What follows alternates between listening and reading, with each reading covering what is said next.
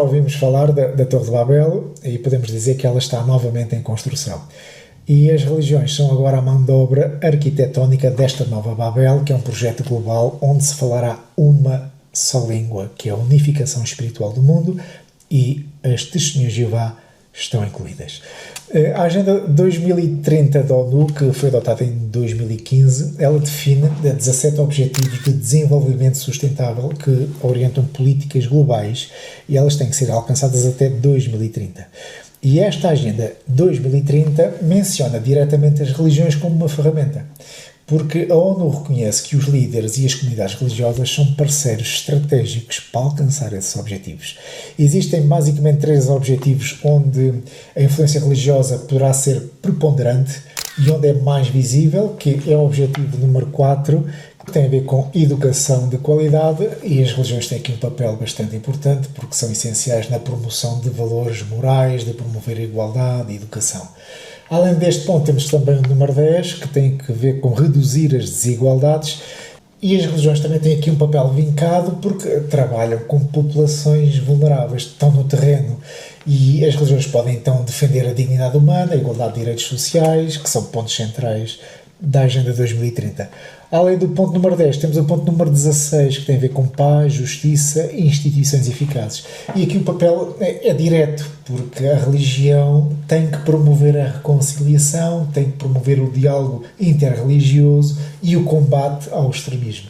Estes são 3 pontos que se destacam no papel das religiões na Agenda 2030. Aquilo que se está a passar é que, durante décadas, os reis da Terra, estamos a falar dos poderes políticos e elites globais, estas entidades financiaram e protegeram as religiões. Há muito dinheiro investido nas religiões. Agora, chegou a hora de cobrar o investimento. A ONU exige o retorno. Então, aquilo que a ONU está a exigir é a cooperação das religiões na promoção da Agenda 2030. Foi para isso que nós vos pagamos. Agora, queremos que vocês promovam esta agenda. É um plano para unificar nações, consciências, e vocês, religiões, são uma ferramenta muito útil. Como é que a ONU promove isto? Por meio dos países que são membros, que são quase todos os países do mundo que são membros da ONU. E a ONU o que está a fazer é atribuir responsabilidades a todos os países membros e conta com a sua determinação em mobilizar entidades políticas internas para a execução desta agenda em território nacional. Por isso, cada país está a ser chamado à razão para promover a agenda. E depois, cada país promove em cada município esta agenda, mobiliza entidades políticas e sociais para então promover esta agenda. E cada município o que está a fazer é entrar em contacto com cada religião da cidade para que possam então assinar esta carta das religiões, comprometerem-se a alcançar os objetivos. Lá está, as religiões acabam por ser um tijolo importante na construção desta nova Babel.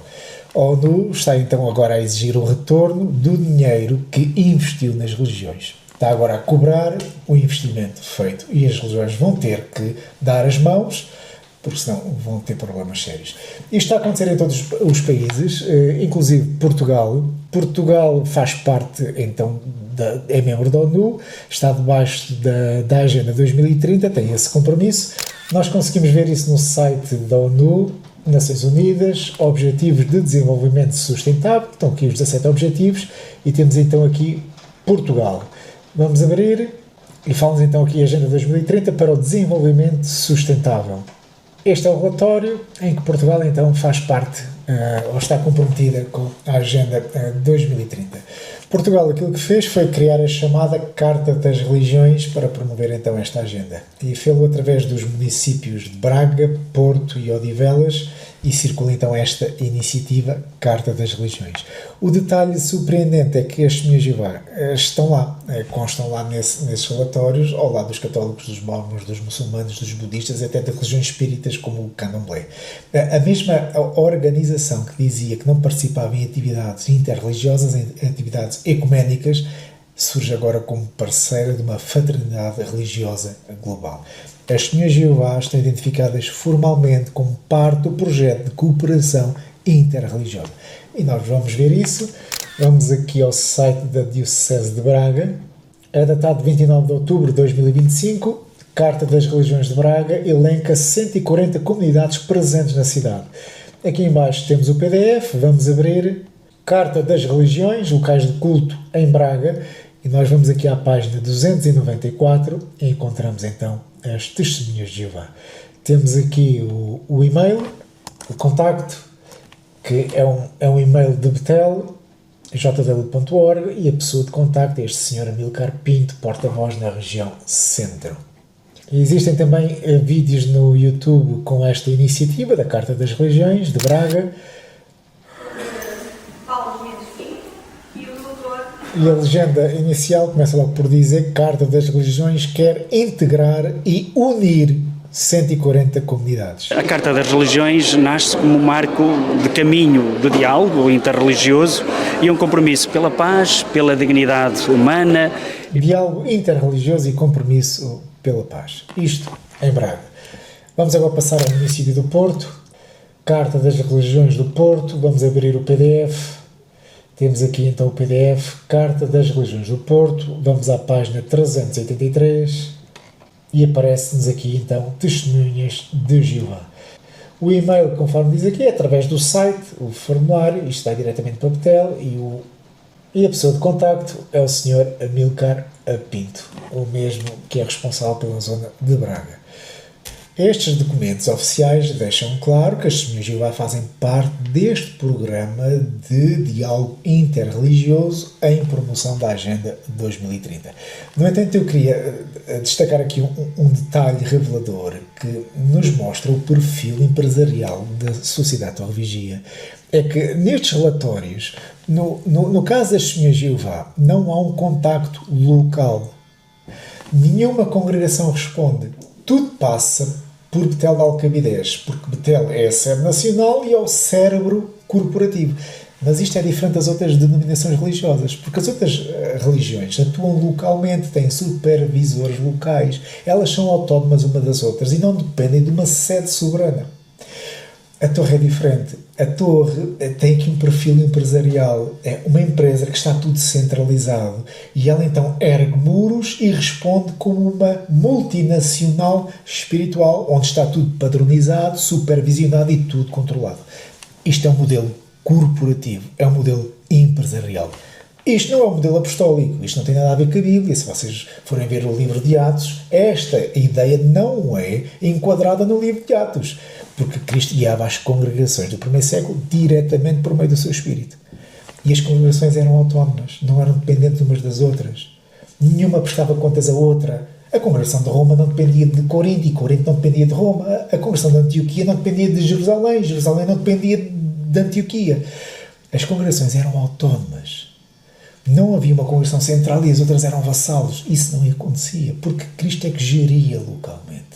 E Cristo geria não como uma empresa, conforme faz a Torre.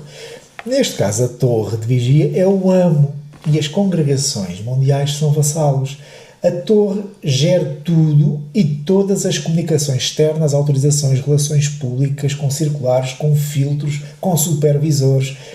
Até as contas congregacionais de despesa e donativos, tudo é supervisionado por Betel. Porque quem cuida das contas de uma congregação tem que preencher o relatório online. E o dinheiro que foi recebido na congregação, as despesas que houve e o dinheiro enviado. E o Betel sabe tudo de todas as congregações. Notem. Isto não tem nada a ver com o modelo apostólico, com o modelo bíblico. Isto é o espírito empresarial. Não é o Espírito de Deus. Betel centraliza a comunicação e decide o que pode ser dito publicamente. As congregações locais não têm liberdade para nada, nem para responder inquéritos. O endereço é de Betel. Isto é uma empresa. Não tenha dúvidas. Isto é uma empresa com o espírito dos Estados Unidos. Um espírito capitalista expansionista. Mas ok, vamos continuar e vamos passar ao terceiro município, que é o de Odivelas. E no caso de Odivelas, a entidade que está a gerir a Carta das Religiões é a Universidade Lusófona. Está aqui o site desta universidade. A área de Ciência das Religiões vai fazer Carta Religiosa de Odivelas. Depois nós podemos aceder à Carta das Religiões no formato em PDF. Nós vamos descarregar. Este é o documento que nós descarregamos. Vamos aqui à página 109, onde está então identificadas as testemunhas de Jeová, neste caso de Odivelas. Está aqui uma fotografia também do Salão do Reino, na zona ali do Barruncho, na Póvoa de Santo Adrião, Odivelas. Uma coisa que nós queremos clarificar é como é que se faz este mapeamento das religiões. Notem, isto não é feito por meio das páginas amarelas. Vamos lá consultar as páginas amarelas, a ver quem é que está registado, então depois temos aqui uma ideia das religiões que existem no município de Odivelas. Não é assim que é feito este mapeamento. Porque neste documento nós conseguimos encontrar o método que eles usaram para conseguir inserir cada religião neste documento. E vamos ver então como é que isto foi feito. E nesta página, na página 19, e este ponto 4, que é o âmbito e metodologia da recolha, fala aqui sobre o levantamento do fenómeno religioso, metodologia de campo, isto é, que método é que eles usaram para entrar em contato com as religiões, e diz aqui este primeiro ponto, criar laços e confiança. A abordagem às comunidades religiosas é sempre uma tarefa complexa, demorada, e depois tem aqui a linha A, foi enviado um e-mail ao líder religioso, com o objetivo de informar o levantamento que se pretende fazer. A linha B, contacto telefónico com o responsável. A linha C, marcação de um encontro e a primeira conversa com o líder religioso. O ponto 2, sobre o levantamento de dados. A linha A, várias visitas para diálogo. A linha B, visita para verificação. A linha C, inquérito aos membros. A linha D, a apresentação aos líderes religiosos dos resultados. Não há dúvida que foi feito um contacto direto. Isto não foram as páginas amarelas, ok? Foi um contacto direto, com e-mails, com telefonemas, encontros presenciais. Os líderes religiosos são convocados um a um para colaborar.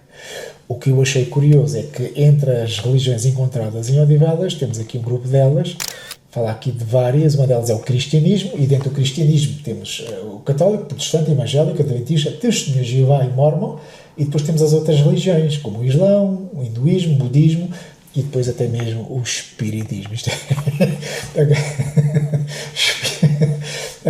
A Carta das Religiões de Odivelas não só reconhece o espiritismo como uma religião e como presença religiosa legítima no concelho, mas também a inclui no mesmo plano de diálogo e projeto interreligioso. E lá está, as testemunhas de Jeová a comer à mesma mesa, com tradições religiosas que não professam Cristo e com ligações mais diretas com demónios. Tudo à mesma mesa. Isto é só para quem não quer ver aquilo que se está a passar com a sociedade de religia, aquela virgem casta do Cordeiro. Também existem vídeos no YouTube que abordam este assunto. Vamos ver um vídeo da Universidade Lusófona sobre a Carta das Religiões de Odivelas. Um pouco mais das tradições religiosas e espirituais que encontramos aqui em Odivelas. Como os católicos, os cristãos protestantes seguem a Bíblia, mas aceitam a reforma iniciada por Martinho Lutero no início do século XVI. A Igreja de Nosso Senhor Jesus Cristo no Mundo, conhecida como Tocoístas, é uma vertente cristã evangélica e encontra-se na região de Lisboa desde 1990. O candomblé é uma religião brasileira com raízes africanas. Caracteriza-se pelo culto aos orixás, representações de forças da natureza. Sem textos sagrados, o candomblé é uma religião que se caracteriza pela incorporação de entidades durante momentos de estado alterado de consciência. Até temos direito a candomblé. Por que razão devemos conhecer as diferentes religiões? Em primeiro lugar, porque vivemos num mundo multicultural e o conhecimento é a ferramenta para compreender o nosso vizinho, o nosso colega ou o nosso amigo. Mas também porque o diálogo interreligioso é uma grande ferramenta para a redução de conflitos, capaz de ampliar a nossa visão do mundo, criando uma cultura de respeito. Anote, o diálogo interreligioso é uma grande ferramenta para a redução de conflitos. Por isso, esta agenda que está em curso é para reduzir conflitos. Não é o reino de Deus, ok? É a ONU, a Agenda 2030.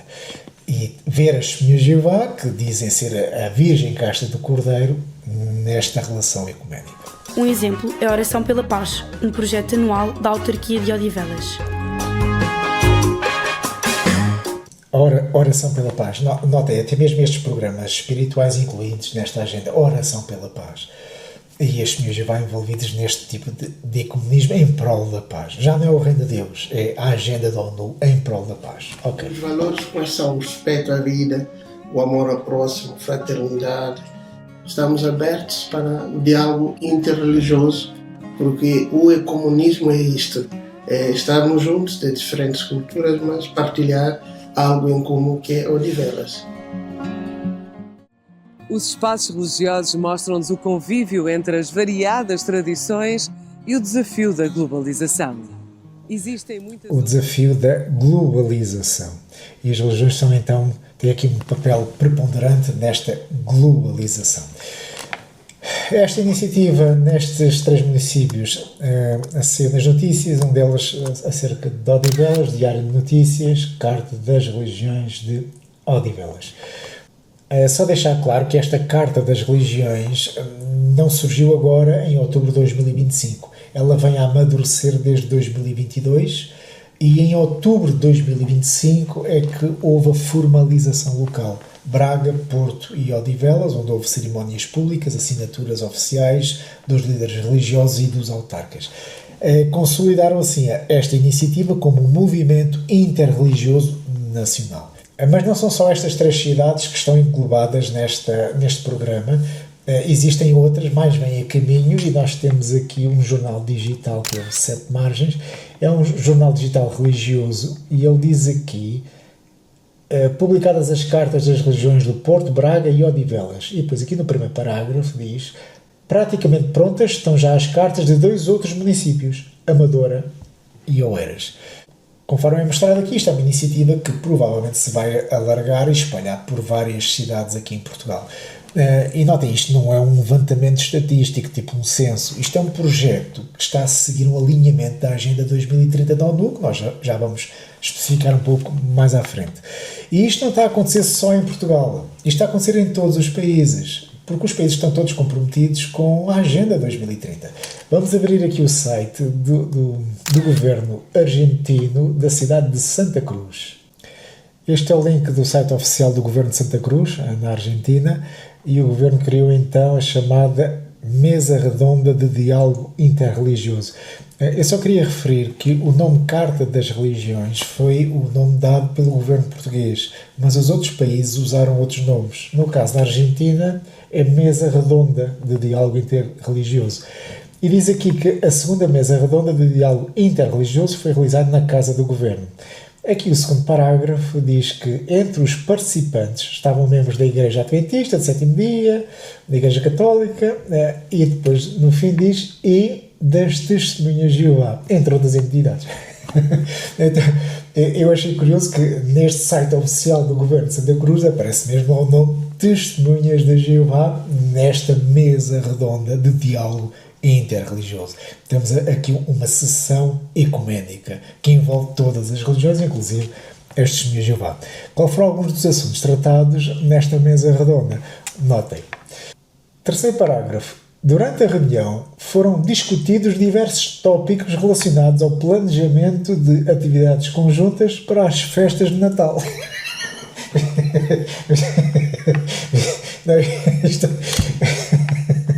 Isto dá vontade de rir, quer dizer, as Testemunhas de Jeová que dizem que não participam em atividades ecuménicas, aceitam este tipo de convite, são obrigadas a entrar nestes programas e depois têm que submeter até mesmo a assuntos relacionados com o Natal, festividade essa que eles dizem que é pagã e que nem autoriza nenhum membro das Testemunhas de Jeová a participar e a festejar este tipo de eventos. E eles estão então nesta mesa redonda com outras religiões a discutir assuntos de festas de Natal para o fim do ano de 2025. Alguém consegue explicar o que está a passar aqui?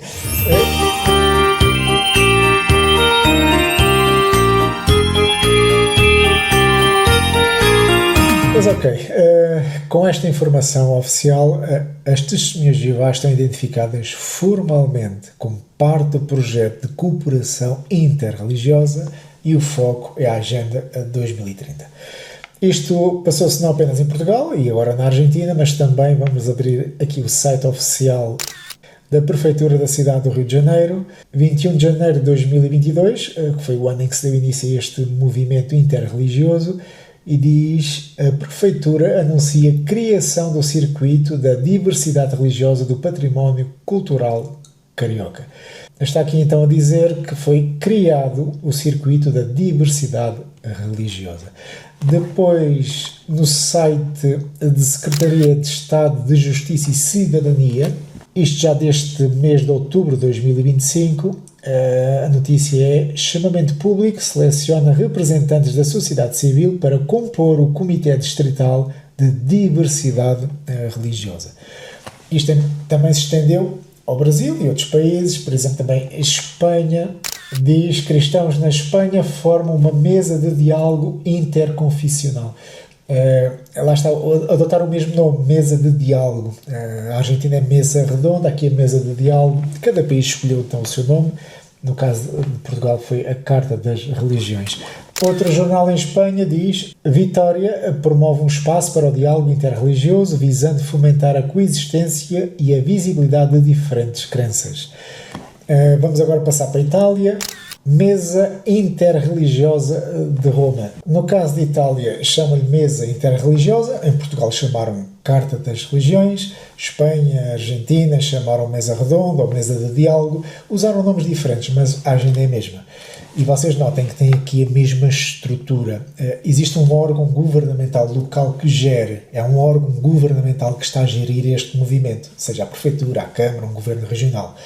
E esse órgão governamental, então, ele gera, e depois existe a mesa interreligiosa, representantes de várias confissões religiosas à mesma mesa. E o objetivo é integrar todas as religiões sob um discurso unificado, valores universais, em alinhamento com a agenda da ONU. E o objetivo é criar aqui uma consciência espiritual coletiva. E desta forma vai-se legitimar a subordinação da religião ao Estado. Okay? Estamos aqui, é um passo em direção a um ecumenismo institucionalizado. Estão a ver a ideia? A estrutura é a mesma em todo o mundo. Usam nomes diferentes, mas o objetivo é o mesmo. O que é curioso é ver aqui este Senhor Jeová, no meio desta construção da nova Babel, a torre de vigia, aquela que gritava que somos diferentes, que somos a Virgem Casta do Cordeiro, que vamos para o céu, os outros vão ser todos destruídos. E agora são obrigadas a retirar a máscara que escondiam há décadas. Né? Quem realmente são as Senhoras de Jeová vai-se ver agora. Porque as Senhoras de Jeová sempre se prostituíram com os reis da terra. Isto começou com a ONU em 1991, depois conseguiram entrar na Europa por meio da ONU, vincularam-se depois à OSCE e ao Plano de Desenvolvimento das Nações Unidas e, pronto, desta forma garantiram a sua expansão por meio da prostituição. E agora, conforme nós notamos nestes documentos oficiais, agora até participam em atividades natalícias, né? E comem à mesa com o candomblé, quer dizer, é só quem não quer ver. Eu queria também deixar claro que não foi a ONU que enviou uma circular agora a todas as cidades, a todos os municípios, para fazer um mapeamento e incluir as religiões nesta agenda. Não foi uma circular que foi enviada por parte da ONU para todos os municípios. Para vos dar um exemplo de como é que a ONU consegue gerir os países, podemos nos referir ao Ministério da Educação. Por exemplo, quem é que vocês acham que define o currículo escolar nacional? Vocês acham que são os professores que chegam ali e escolhem aquilo que deve ser ensinado? Ou até mesmo o Ministério da Educação? Em parte sim, mas em parte não. Porquê? Porque cada Ministério da Educação de cada país segue diretrizes globais da Unesco. E a Unesco é um braço da ONU.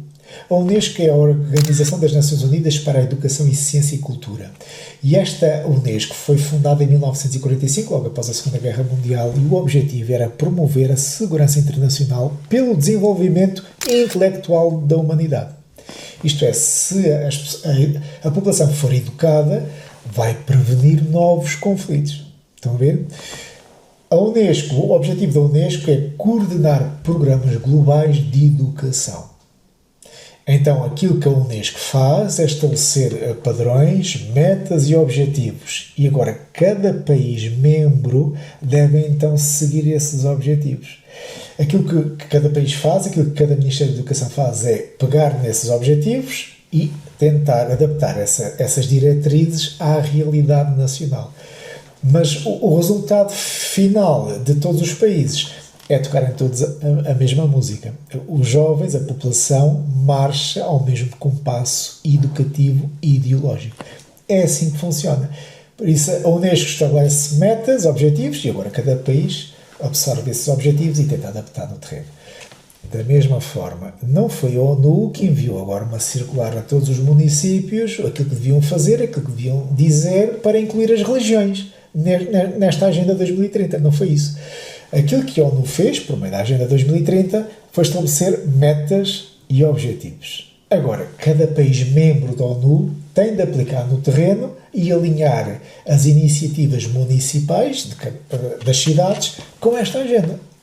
É assim que funciona. Qual é a razão primordial da ONU querer incluir as religiões? Porquê que as religiões são importantes para a Agenda 2030? Os relatórios da Agenda 2030 deixam claro o papel destas comunidades religiosas. Nós vamos aceder aqui ao site da ONU e diz assim: organizações religiosas podem ajudar a impulsionar o desenvolvimento sustentável, afirma no relatório. Então, deixa claro que as religiões têm aqui um papel de impulsionar o desenvolvimento sustentável.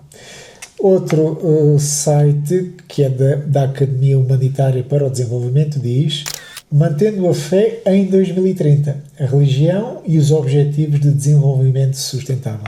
Gostei desta expressão, mantendo a fé em 2030. O que é que isto quer dizer? Que a religião vai continuar a existir, ao contrário daquilo que as senhoras já diziam, vai ser a primeira a ser destruída, mas já vieram com novas luzes. No entanto, vieram com novas luzes por causa da Agenda 2030, que eles fazem parte dela, e então perceberam qual é o programa da ONU em curso. A fé para manter, a religião é para manter, porque eles encaram a religião como uma ferramenta muito útil para moldar as massas. Vamos abrir aqui o outro site do Plano de Desenvolvimento das Nações Unidas, o Programa das Nações Unidas para o Desenvolvimento, e eu gostei muito deste texto que aqui está. Este texto deixa claro que grupos extremistas podem usar a fé das pessoas para direcioná-las para o mal, usar a religião para o mal. Mas a ONU sabe que a religião também pode ser usada para outras causas e promover a paz e a segurança. Notem o texto, diz assim: para muitas pessoas recrutadas por grupos extremistas, a religião é um fator preponderante. Sabe-se que grupos extremistas, violentos, distorcem e exploram a religião e a fé para promover a radicalização e tentar legitimar suas crenças e ações. Isto é, a ONU está a dizer: a religião, quando cai nas mãos erradas, é uma arma poderosa para o mal, mas também pode ser usada para o bem, é o que diz a seguir. Ao mesmo tempo, a religião costuma ser central para o tecido social, cultural e moral das comunidades, e as organizações religiosas e os líderes religiosos são frequentemente fontes de informação, confiança e influência. Assim, o Programa das Nações Unidas para o Desenvolvimento fortalece a capacidade de atores religiosos, incluindo mulheres de fé, para promover a coesão social, a tolerância, o diálogo e a não-violência, ao mesmo tempo que aprimora o seu papel como mediadores internos. Eu gostei desta expressão aqui, mediadores internos. Aquilo que a ONU está a dizer é que as religiões podem ser mediadores, podem ser condutores altifalantes da Agenda 2030.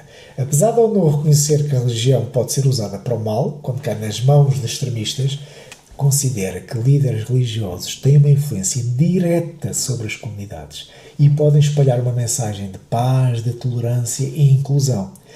E aquilo que a ONU está a dizer é: vocês estão a ser agora chamadas para serem condutoras de um discurso global, porque vocês falam a língua do povo, vocês estão com o povo e podem fazer o plano da ONU chegar onde nós não conseguimos.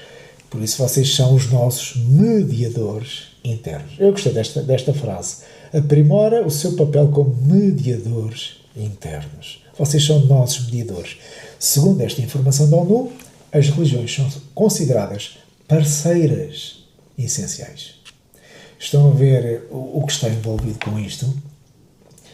E isto acontece porquê? Porque as religiões têm uma influência de milénios, é uma influência histórica. A religião sempre conseguiu manobrar e controlar as massas até ao ponto de moldar mentalidades. Porquê? Por causa do contacto direto com a população e por causa de uma característica espiritual que nós humanos temos, que é a fé. E então a religião tem esse poder, né, de controlar a fé e moldar a mentalidade das massas.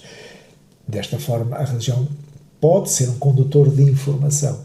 Porquê? Porque a religião é uma fonte de confiança do povo, de influência do povo. E através da religião, então, consegue-se, de certa forma, moldar a consciência moral do mundo.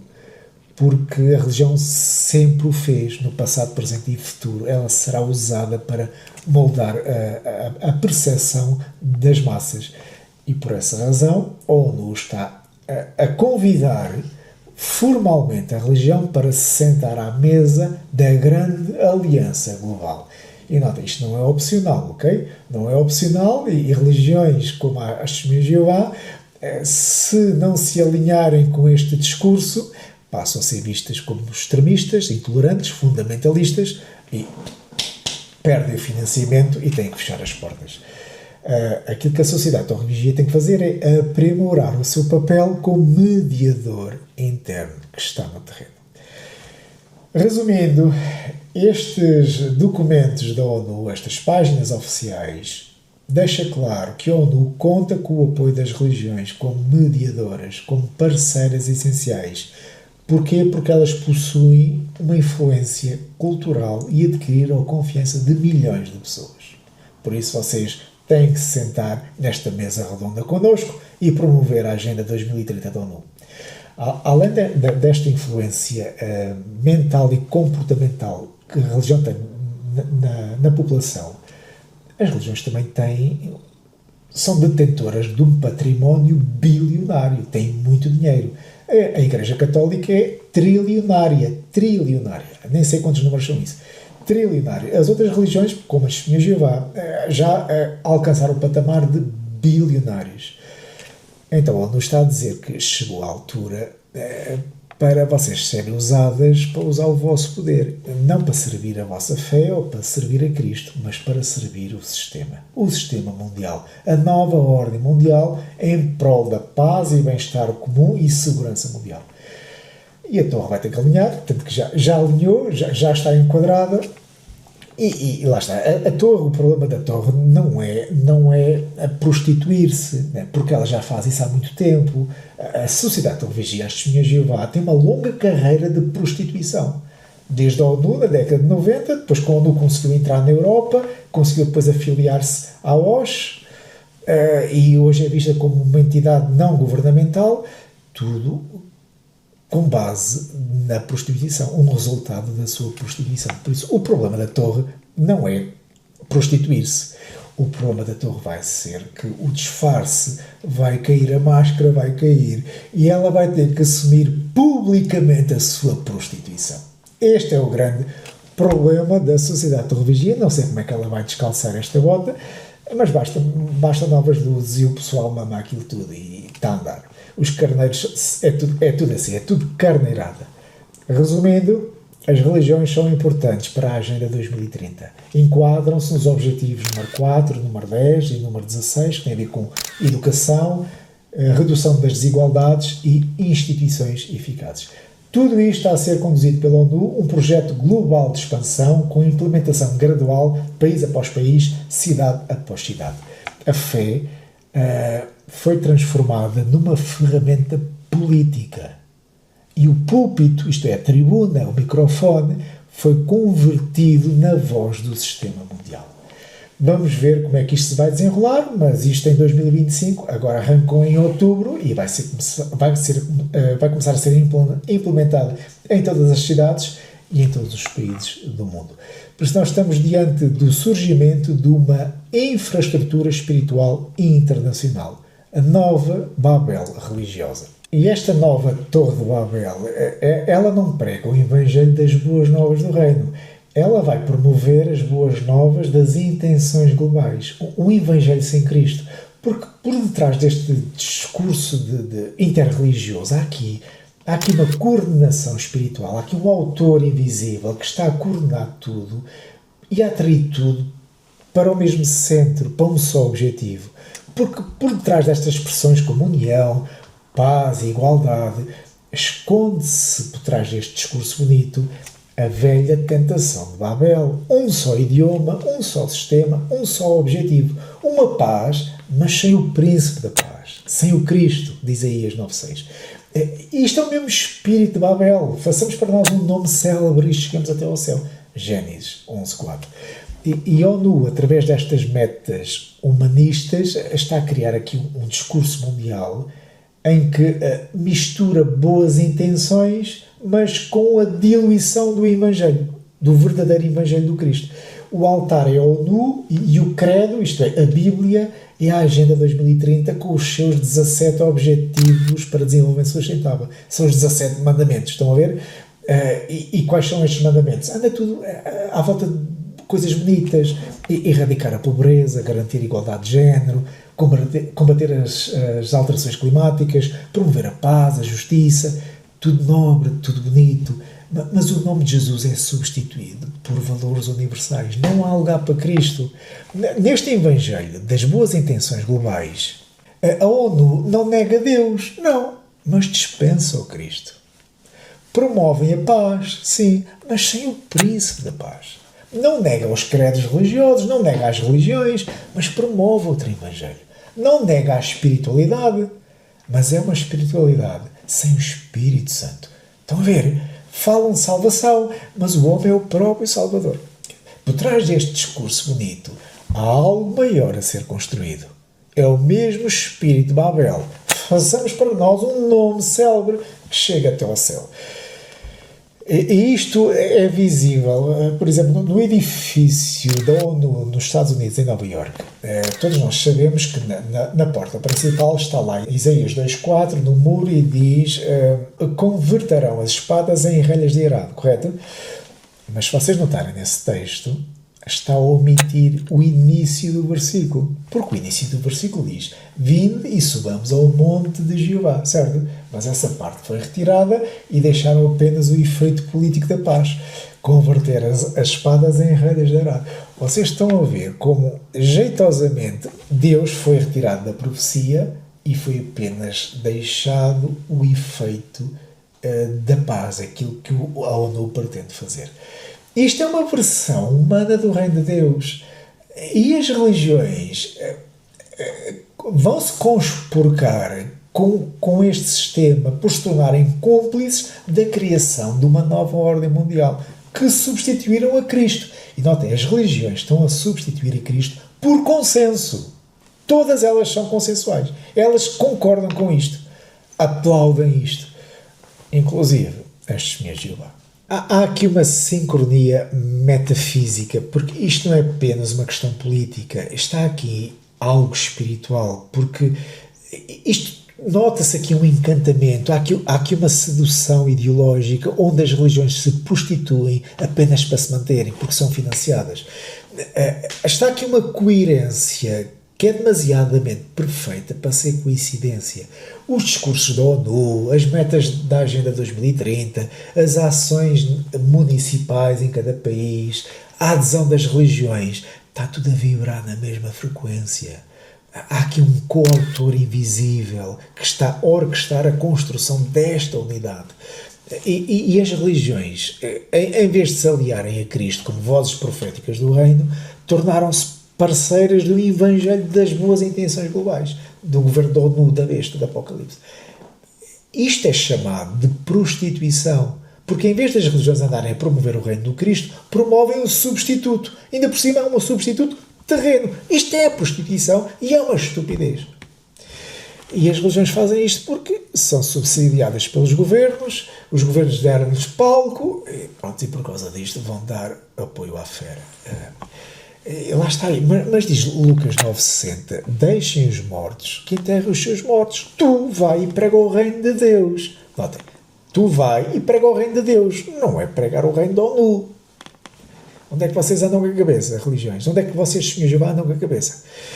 O palco do Apocalipse ele está montado. O sistema global da besta está em construção e a prostituta está a ser educada para se sentar em cima da besta e cavalgar. A meu ver, ela está agora a subir, vai se sentar, e quando esta besta surgir, então vão ter um papel ativo global, sentar-se na besta e promover o governo mundial. E a religião vai fazer isto. Mas lá está, ela já está sentenciada, com o livro de Apocalipse no capítulo 17, a partir do versículo 1, deixa bem claro o julgamento sobre esta prostituta. Diz: venha, eu lhe mostrarei o julgamento da prostituta que está sentada sobre muitas águas. E estar sentado sobre muitas águas fala aqui de uma influência global, certo? E depois diz, o versículo 2, com quem os reis da terra se prostituíram. O que é que isto quer dizer? Alianças políticas entre a religião e a política, conforme nós estivemos a ver no vídeo de hoje. Depois o versículo 4, a mulher estava vestida de azul e vermelho, adornada de ouro, pedras preciosas e pérolas. O que é que isto quer dizer? Riqueza e prestígio que os governos têm dado à religião. O que eu queria destacar está no versículo 6. Vi que a mulher estava embriagada com o sangue dos santos, o sangue das testemunhas de Jesus. É aqui que eu quero parar e fazer uma pausa apenas para destacar o seguinte. Diz que esta mulher está embriagada com o sangue dos santos, aqueles que seguem a Cristo. Como é que isto acontece? Notem que eu estou a aplicar este versículo àquilo que se vai passar e não àquilo que se passou ao longo da história. Eu estou aqui a trazer a atenção que esta atitude das religiões em legitimar um sistema mundial vai torná-las culpadas de sangue, porque a besta irá assassinar genuínos cristãos quando criar o seu sistema. E notem que já está a ser tudo preparado para que esse sistema seja montado. Vocês estão a ver o que está a acontecer com o hemisfério norte. Está a ser invadido pelo Islão em todos os países da Europa e nos Estados Unidos. E vocês sabem que o Islão, os muçulmanos têm o Alcorão numa mão e a espada na outra. E, curiosamente, o livro do Apocalipse diz que os cristãos irão ser decapitados. Será que uma coisa tem a ver com outra? Não vamos especular, mas há necessidade de olhar para os acontecimentos mundiais e tentar ligar as peças e perceber que está tudo a ser orquestrado, está tudo a ser montado. Nós estamos a ver os países a abrir fronteiras. Nunca se fez isto na história, ainda para mais fronteiras a pessoas que pensam de maneira diferente, com ideologias diferentes e com objetivos de conquista. O que é que está a acontecer? Apocalipse está em cumprimento. E lá está, aqui diz o versículo 6 que esta mulher, esta prostituta, estas religiões que se sentam em cima da besta, que fazem acordos com governos, que promovem o sistema mundial, estava embriagada com o sangue dos santos. Tornam-se cúmplices da grande mortandade que virá sobre este mundo. E nós já vimos isto a acontecer na Palermia de 2020, em que ficou bastante evidente a cumplicidade das religiões com a agenda em curso. Porque foi uma agenda, não era só saúde, estava ali um arranjo político. Isto foi apenas o primeiro ensaio. Aquilo que se viu em 2020 foi apenas nós presenciarmos as religiões em uma só voz, a promover algo que não lhes diz respeito. O que é que vocês têm a ver com espetas, pá? Vocês vão e preguem o reino. Estou a pregar espetas para quê? O que é que vocês têm a ver com vacinas? E notem que as religiões, agora falando das Testemunhas de Jeová, perseguiram os não vacinados. O facto de eu ter uma opinião diferente sobre a vacinação, eu perdi todas as minhas responsabilidades. E notem, era ancião, pioneiro especial, sobrinho de circuito, instrutor da escola de pioneiros, perdi todas as minhas funções porque pensava de maneira diferente. E pior que o que aconteceu comigo, houve desassociações na Europa, várias pessoas foram desassociadas só por contestar e por deixar claro os efeitos nefastos das vacinas.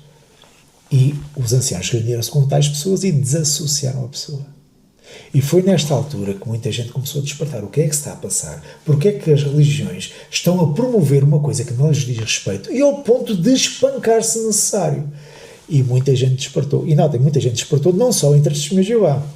Porque entre outros grupos religiosos, outras religiões, que também promoveram as chupetas, também despertaram e abandonaram a religião que pertenciam.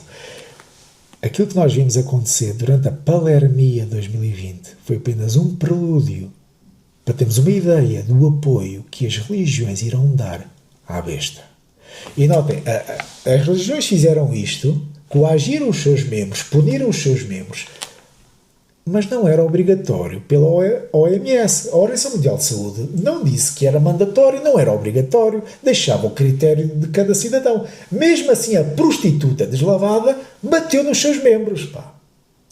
Agora imaginem, quando a besta do Apocalipse emitir algo mandatório, isto é, obrigatório, imposto por lei. Vocês imaginem a atitude da prostituta. Por isso é que o versículo 6 diz: esta mulher está embriagada com o sangue dos santos. Lá está, há um ódio muito grande nas Escrituras contra esta prostituição espiritual, porque além de causarem a sua própria morte, porque elas vão para a higiene, estas religiões vão todas para a higiene, mais os seus líderes, mas provoca a morte de muita gente inocente. Muita gente vai ser enganada. Sem sombra de dúvida, há aqui uma força invisível que está a coordenar esta harmonia. E chegou o dia para Apocalipse se cumprir e a prostituta vai se sentar em cima da besta, cavalgar em cima dela, em promover os objetivos mundiais. Esta prostituta trai a Cristo apenas para sobreviver financeiramente. Uma vergonha. Mas felizmente que o livro do Apocalipse fala de duas mulheres, não apenas de uma. Fala da mulher prostituta, que nós mencionámos, mas fala de uma mulher casta. E as duas, elas são aliciadas pela besta, mas têm reações diferentes. Tanto que em Apocalipse 12:6 fala da mulher que fugiu para o deserto, para um lugar que lhe havia sido preparada por Deus para que ali a sustentassem durante 1260 dias. Então fala aqui de uma mulher que rejeita se prostituir, rejeita as agendas do sistema, mas tem que fugir para o deserto para não ser morta. Mas é lá sustentada por Deus. E depois no versículo 17, que nós já lemos, outra mulher diz que montada numa besta vermelha. Já estamos aqui a falar de uma mulher que aceita o convite imoral de se sentar na besta. Felizmente temos aqui duas reações completamente diferentes, representadas por mulheres. Mulheres têm a ver então com a nossa intimidade com Cristo, ou somos a noiva do Cordeiro, ou somos a prostituta deslavada. E aqui nota-se o contraste, que quem cede ao pacto imundo da nova ordem mundial, do sistema montado e arquitetado pela ONU, torna-se parte da prostituta. Quem resiste e foge para o deserto é sustentada por Deus e é encarado como a mulher fiel.